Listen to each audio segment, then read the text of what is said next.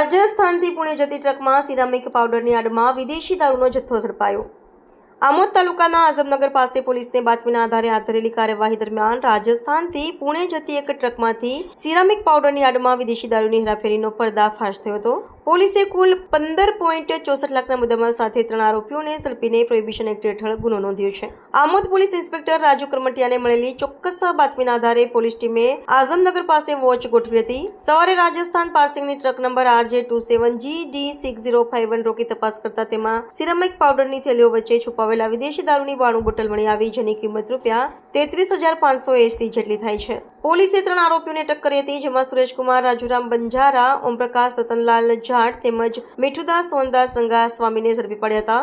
આરોપીઓ પાસેથી રોકડા 950, 3 મોબાઈલ ફોન કિંમત ₹30,000, ટ્રક કિંમત 15 લાખ સહિત 15,64,230નો મુદ્દામાલ જપ્ત કર્યો હતો। આમોદ પોલીસ દ્વારા આરોપીઓ સામે ગુજરાત દારૂબંધી કાયદા હેઠળ ગુનો નોંધવામાં આવ્યો છે અને આગળની કાયદેસરની કાર્યવાહી શરૂ કરવામાં આવી છે।